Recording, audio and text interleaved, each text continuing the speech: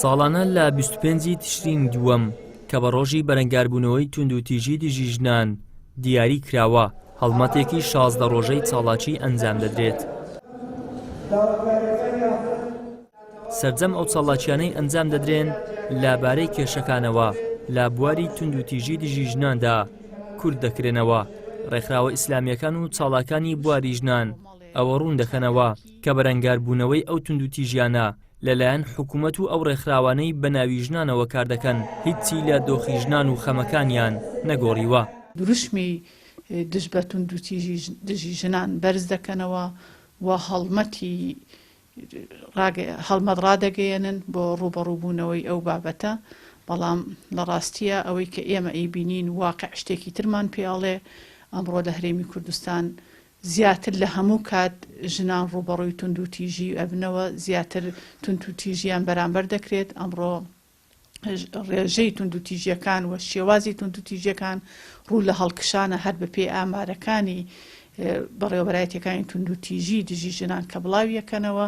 ئێمە ئەگەر بمانەوێت واقعی ژن لە ڕووی بەهێزکردنی پێگەیەوە گۆڕانکاری بەسەرابێت، ئەبێت واقعی پەروەردەی کۆمەڵگە بگەڕێتەوە بۆ ئەسڵ و ڕەسەنایەتی خۆی کە پەروەردەی ڕەسەنی ئیسلامیە. خۆی ئەرکە قورسەکە کەوتۆتە سەر شانی پیاوان. پێویست ناکە ئافرەتی ئێمە ئەمڕۆ بڵێ وەڵام من ئەرکەکە ئەخەمە سەر شانی خۆم. لە ئیسلامدا ئافرەت پیاو فەرزە لەسەری ماڵ و مناڵی خۆی بەخێو بکە. پێویست ناکە وەکو ئەبڕۆ ڕێکخراوەکانیان ئەو هەنێک کەس بانگەشەی بۆکەن کەڵێ با ژنان خۆیان ماڵ و مناڵی خۆیان بەخێو بکەن. لە ئەوروپا ئەگەر ئافرەت ئیش نەکە پیاوەکەی بەخێوی ناکات. قانونی ئەوان وایە، بەس لای ئێمە وای نییە.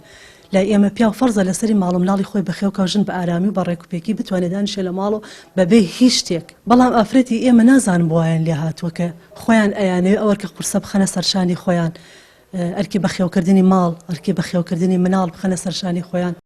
لای خۆیانەوە زانایانی ئاینی ئاماژە بە هەندێک هەوڵ دەکەن لە چوارچێوەی بازنەی فێمینیزمدا کە مەبەستیانە ئافرەت بکەن بە دوژمنی سەرجەم کولتور و بە هاجوان و پیرۆزەکانی کۆمەلگا. سەرنجامی ئەمەش وێرانی دەبێت بۆ کۆمەلگا. دەشڵێن بۆ بەدەستهێنانەوەی مافەکانی ئافرەت و مرۆڤ بە گشتی پێویستە بگەڕینەوە بۆ ڕێنمایی و فەرمایشەکانی شەریعەت.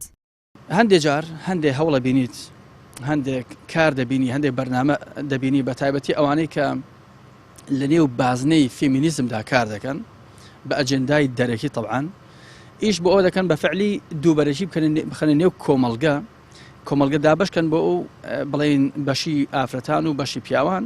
دوازاریش هەر ئافرەتان هاندن دش بە هەموو شتێکی کۆمەلگە بوەستێت، دش بە دابوونەریتە باشەکانی، دش بە دایک و باوکی، دش بە تەنانەت کۆمەلگا بە شێوکی گشتی.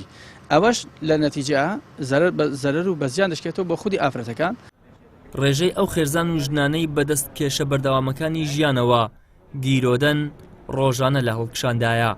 حکوومەت و ڕێکخراوەکانی ژنانیش وای نیشان دەدەن کێشەکان تەنها لە توندوتیژی بەرامبەر بە ژنانەوە سەرچاوەی گرتووە، لە کاتێکدا نەک تەنها ژنان بەڵکو خودی خێرزانەکان گیرۆدەی دەیان کێشەن کە بەشێکی کەمیان لە توندوتیژی دژی ژنان خۆیان دەبینەوە. ئیدریس محەممەد، کەناڵی ئاسمانی پەیام، هەولێر.